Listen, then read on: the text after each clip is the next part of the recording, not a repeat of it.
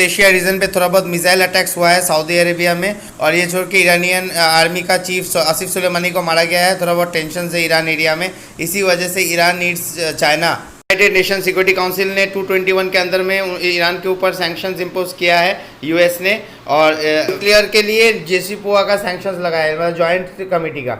SC का permanent member सिर्फ China और रशिया ही है जो अभी इनको थोड़ा सैंक्शंस हटा सकते हैं। नेशन सिक्योरिटी काउंसिल का रेजोल्यूशन आया था 2211 जो ईरान के अगेंस्ट पे लाया गया था 2000 जुलाई 15 में, और उसके 5 साल का रिस्ट्रिक्शन दिया था। कोई भी कन्वेंशनल वेपन्स को इंपोर्ट करने से रोका था उसको, कोई भी वेपन्स को ईरान नहीं इंपोर्ट कर सकता है। Should go ahead with India, क्योंकि इंडिया एकमात्र कंट्री है जिसको यूएसए ने सैंक्शन नहीं किया है चबाहार फोर्ट में, और चाइना का प्रेजेंस एक तरह से एक डेप्थ ट्रैप भी हो सकता है। चाइना का डोमिनेंस हो जाएगा एरिया में। चाइना ग्रोइंग प्रेजेंस एक टेंशन भी है पूरा वर्ल्ड के लिए। बार इशू पे दोनों ईरान और इंडिया दोनों स्केप्टिकल है, तो मेजर प्लेयर ना बन जाए इसलिए इंडिया चाहिए। साथ ही साथ यूएसए ने सैंक्शन भी हटा दिया गया है, और साथ में तालिबान भी एक बड़ा इशू है, दोनों साथ में टैकल कर सकते हैं। को अपना इंप्लीमेंटेशन रिकॉर्ड बेहतर करना पड़ेगा, बेटरमेंट लाना पड़ेगा। इंफ्रास्ट्रक्चर प्रोजेक्ट्स में बहुत ज़्यादा टाइम लगाता है नेबरहुड एरियाज में, ऐसा फिर डिलेज में चाइना ओवर रन कर जाएगा और चाइना अपना फुटप्रिंट बढ़ा लेगा इंडियन नेबरहुड में। फोर्ट इंपॉर्टेंट था इंडिया के लिए, एक तो बाईपास कर देता पाकिस्तान को, साथ में landlocked country total Central Asia Afghanistan तक एंट्री मिलता जो कि थ्रू द सी रूट ही होता। ये छोड़ के एनर्जी सिक्योरिटी के लिए इंपॉर्टेंट था कि वहाँ से सारा पेट्रोल का टैंकर वगैरह आता है, और चाइना को भी काउंटर कर सकता है क्योंकि चाइना का गदर पोर्ट भी थोड़ा सा उससे आगे लोकेटेड है। यहाँ पे देख सकते हैं गदर पोर्ट, और ये नॉर्थ साउथ कॉरिडोर के लिए इंटरनेशनल यहाँ से वो यूरोप वगैरह एशियन टोटल जैसे रशिया वगैरह इन लोगों से बिजनेस कर सकता है ट्रेड ये रूट से। यहाँ से देखिए एक तो ये अरल्स, ये ब्लैक सी होकर कैस्पियन सी होकर यहाँ से भी एक रास्ता चला जा रहा है, और यहाँ से जो है सुएज कैनल वगैरह मेडिटेरेनियन सी होकर घूम के भी यूरोप तक एक्सेस मिल सकता था इंडिया को फॉर बेटरमेंट, मतलब रशिया और यूएसए ट्रेड के लिए। बिलैटरल वर्ल्ड को हटा देना चाहिए। साउथ अमेरिका, अफ्रीका, इस तरह का कोई इन लोगों का कोई रिप्रेजेंटेशन नहीं है, अकाउंटेबिलिटी नहीं है। बिलैटरल बेंडेड है टुवर्ड्स सम ग्लोबल पावर्स, जैसे यूएसए ने यूनिलैटरली अपना मल्टीलैटरल इंस्टीट्यूशंस को छोड़ दिया, जैसे WHO का डिसीजन मोस्ट रिसेंट ने भी यूएन का सी रूल्स को नहीं माना, और बहुत सारा मल्टीलैटरल इंस्टीट्यूशन को अभी चाइना नेग्लेक्ट भी कर रहा है, और WHO को यूएसए ने एक्यूज किया है कि वो बेंड टुवर्ड्स चाइना है, तो ये मल्टीलैटरल ऑर्गेनाइजेशन काम नहीं कर रहा है। इस with economic and military might are using it. के टाइम में मल्टीलैटरलिज्म और ज़्यादा वीकेस्ट हो गया है। यहाँ पे एक्सपोर्ट रेस्ट्रिक्शन कर रहा है मेडिसिन का या मेडिसिन इक्विपमेंट्स का कंट्रीज अपने हिसाब से। मेरी ऑब्जेक्टिव था ऑफ शेयर्ड बेनिफिट्स और इंटीग्रेशन, वो नहीं होगा। को यूएनएससी का पार्ट बनना चाहिए, परमानेंट मेंबर, काउंटर टेररिज्म के ऊपर की प्रायोरिटी देना चाहिए। Trying to depoliticise the issue, जैसे चाइना और पाकिस्तान कर रहा है, टेररिस्ट ग्रुप के ऊपर पॉलिटिक्स कर रहा है, और जीरो टॉलरेंस इन टेररिज्म के लिए इंडिया पुश कर रहा है। India is also pushing for conclusion of comprehensive convention on international terrorism, जो स्पीयर हेड किया था इंडिया ने 1996 में। India also want a rule based world order in multilateral financial institution जैसे WTO, IMF। मल्टीलैटरल ऑर्डर जो है वो ज़्यादा रिप्रेजेंटेटिव हो, African nation, American nation, south American nation ज़्यादा इंगेज हो इसमें। First of democracy, pluralism, liberalism रहे, मतलब फ्री माइंडेडली सब लोग काम करें, कोई एक्सप्लॉयटेशन ना हो, और प्लूरलिज्म रहे मतलब सब लोग रिप्रेजेंटेड रहे, डेमोक्रेसी भी रहे। Should join alliance for multilateralism, जो फ्रांस और जर्मनी ने किया है, ताकि लाइक माइंडेड कंट्रीज लोग एक रूल बेस्ड वर्ल्ड के लिए स्टैंड करें। Alliance for multilateral organism France या जर्मनी ने किया है, India have not yet joined. Follow a rule based world. Pakistan Taliban leader Noor Wali Mehsud has been blacklisted by UN. Listing होने से ट्रैवल बैन हो जाता है, कोई भी कंट्रीज में ट्रैवल नहीं कर सकते हैं। एम्बार्गो, कहीं से भी आर्म्स इंपोर्ट नहीं कर सकते, कोई भी कन्वेंशनल आर्म्स, कोई भी AK-47 वगैरह कोई भी आर्म्स इंपोर्ट नहीं कर सकते। और एसेट्स हो जाता है, जो भी यूएन का मेंबर नेशन है वहाँ पर जितना भी इनका इकोनॉमिक एसेट्स है या फाइनेंशियल एसेट्स है सारे फ्रीज हो जाते हैं, यूज़ नहीं कर पाएंगे। बैंक अकाउंट जैसे फ्रीज हो जाता है, अकाउंट से पैसे नहीं निकलते, वैसे सैंक्शंस लग जाते हैं यूएन मेंबर कंट्रीज में, वो घुस भी नहीं पाएंगे। सिक्योरिटी काउंसिल का मेन एम है टू रिस्टोर इंटरनेशनल पीस, जो वर्ल्ड वार में जो ब्रेक हुआ था, जनरली बहुत वार लग जाता है, ये चैप्टर 7 में दिया गया है यूएन चार्टर का। 41 यूएनएससी को बहुत सारा ऑप्शन देता है, एनफोर्समेंट ऑप्शन, लेकिन without the use of armed force. अगर लगी गया तो यूएनएससी का फायदा क्या हुआ, फिर तो वार ही हो जाएगा। मिलिट्री सैंक्शन कर सकता है जहाँ पे पीस थ्रेटेंड है या डिप्लोमेटिक एफर्ट फेल्ड है, मतलब अगर पाकिस्तान और इंडिया में झगड़ा लग गया है, डिप्लोमेटिकली कोई बात ही नहीं चल रहा है, तो तब जाके सैंक्शंस लगा लेगा दोनों कंट्रीज के ऊपर। इकोनॉमिक और ट्रेड सैंक्शंस, कहीं पे ट्रेड नहीं कर पाएगा, जैसे ईरान के ऊपर लगा रखा है कि ईरान कहीं भी ट्रेड नहीं कर पा रहा है, तो कंट्री का इकोनॉमी फॉल हो जाएगा। इसी डर से शायद वो लोग वार नहीं करेगा। अगर नहीं माना तो टारगेटेड सैंक्शन लगाएगा, जैसे आर्म एम्बार्गोज या फाइनेंशियल या डिप्लोमेटिक रिस्ट्रिक्शंस, बाहर का कोई कंट्री से कोई डिप्लोमेटिक रिलेशन नहीं रहेगा। आर्म एम्बार्गोज मतलब कहीं से आर्म्स नहीं मिलेगा उसको वार करने के लिए। एक इंपॉर्टेंट टूल है जिससे वो अपना डिसीजंस एनफोर्स करवाता है। मेजर्स लेके वो international peace and security maintain करता है यूएन चार्टर के थ्रू। इस बॉन्ड्स और लोन्स हमेशा लॉन्ग टर्म होता है। ट्रेजरी मिल, कैश मैनेजमेंट और वेज एंड मींस एडवांसेस ये शॉर्ट टर्म था। मैनेजमेंट बिल मतलब गवर्नमेंट 90 दिन के लिए बोलता है कम से कम कहीं से कैश मैनेज कर दे मार्केट से यार। रेजोल्यूशन 221 वही ईरानियन न्यूक्लियर प्रोग्राम से कनेक्टेड है, सैंक्शन जो इम्पोज किया था। अब में और कोस्टल एरियाज में हेवी रेन के वजह से, क्लाउड बर्स्ट की वजह से बहुत ज़्यादा इनलैंड एरियाज में फ्लड हो रहा है। फ्लड कंट्रोल के लिए एक नेचुरल वे है, जैसे कि ट्रीज वगैरह प्लांट करना, डिचेस या सीवेजेस करना, ग्राउंड वाटर टेबल को रिचार्ज करने के लिए डिचेस मतलब डक करके रख देना ताकि नीचे में पानी जो है सीपेजेस से निकले जाए।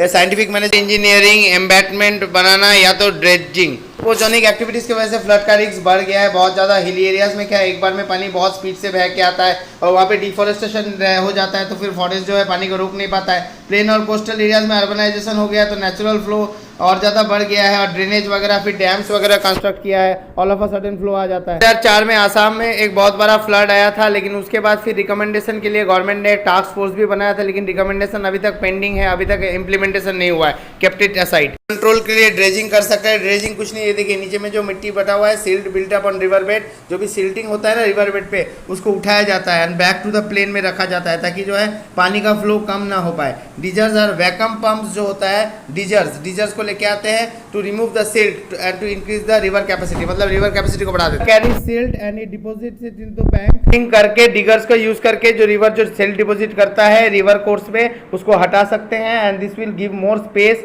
And capacity, more river water capacity, water bearing capacity रहेगा ताकि जो है फ्लड ना हो पाए। Way to control flood is embankment बना सकते हैं आप। अर्दन एम्बैंकमेंट बनता है जिससे सॉल्ट, स्टोन्स और सैंड बैग से बनता है, मतलब जो पोटला करके रखते हैं ना सैंड स्टोन ये सब, तो ये कंक्रीट नहीं होता है, या कंक्रीट या मेटल का भी हो सकता है, कंक्रीट भी बना सकते हैं। कंक्रीट ड्यूरेबल होता है, स्ट्रॉन्गर होता है, जैसे आप ढलाई करके अगर बना दिए या मेटल का बना दिए इफेक्टिव भी होता है। लेकिन ये जो सैंड मड यानी सैंड मड जो सॉयल से बनता है, सैंड बैग से बनता है, वो अर्दन है, वो कॉस्ट इफेक्टिव है, कम दाम में होता है, बट ड्यूरेबल नहीं है और मेंटेनेंस के लिए बहुत ज़्यादा लगता है, require maintenance, not durable study. तो पोर डिज़ाइन है, पोर कंस्ट्रक्शन है, तो कभी कभी फ्लड जो है ब्रीच कर जाते हैं, वेल मेंटेन नहीं है तो नेचुरल फ्लड और ज़्यादा हो सकता है। इसलिए हमको well plan, designed, quality of construction करके फ्लड कंट्रोल करना चाहिए एम्बैंकमेंट में। Putra Barak river is prone to floods, यहाँ पे वाइल्ड लाइफ को खतरा होता है, लैंडस्लाइड होता है, डेथ भी हो सकता है। तो Assam floods is very high, तो बहुत हाई वॉल्यूम डिस्चार्ज होता है सडनली क्योंकि बाहर से निकलता है।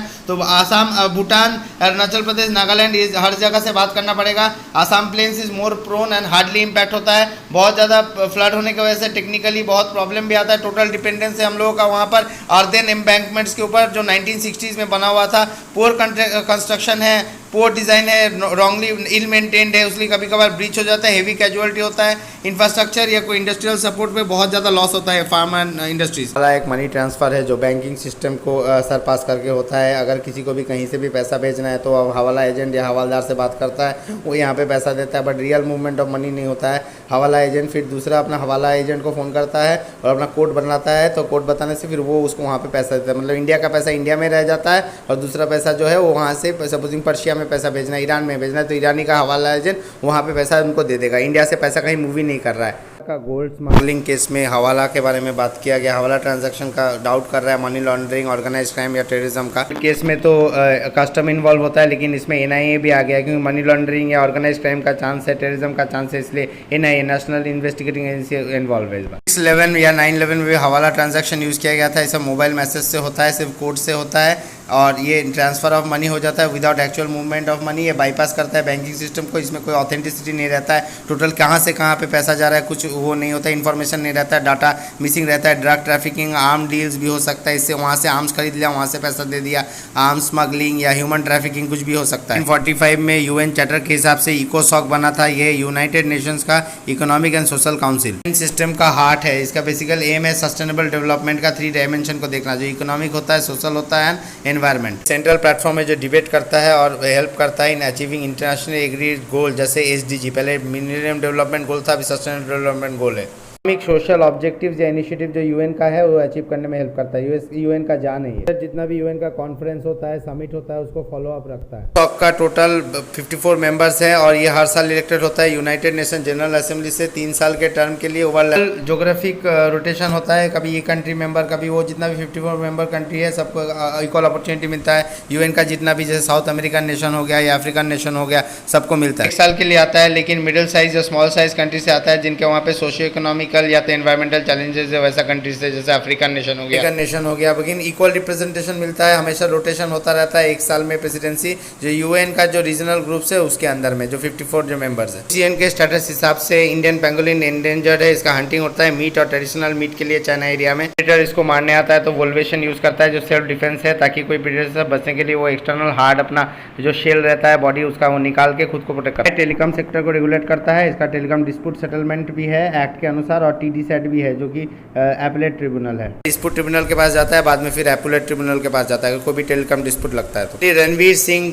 कमेटी बना था क्रिमिनल लॉस को लिए होम मिनिस्ट्री की तरफ से। ये दिल्ली में बना था और वहीं के लोकल तो ज़्यादा रिप्रेजेंटेटिव नहीं था, वुमेन भी नहीं था, वुमेन कम थे, इसीलिए इसका भी लिए बहुत ज़्यादा क्रिटिसिज्म हुआ। में criminal law IPC 1860, evidence act 1872, code of criminal procedure 1973, 1961, SC/ST prevention of atrocities act 1989, loss सब कॉलोनियल एरा के लॉज हैं, और ये पेंडेंसी ऑफ केसेस बहुत ज़्यादा बढ़ गया है, बहुत सारा अंडर ट्रायल्स बढ़ गया है। ये लॉर्ड मैकाले, थॉमस मैकाले जो थे, वह chief architect of codification of criminal laws in India. System के अंदर में पेनल्टीज कैन बी इम्पोज की जो क्राइम करता है any established law prevailing in India.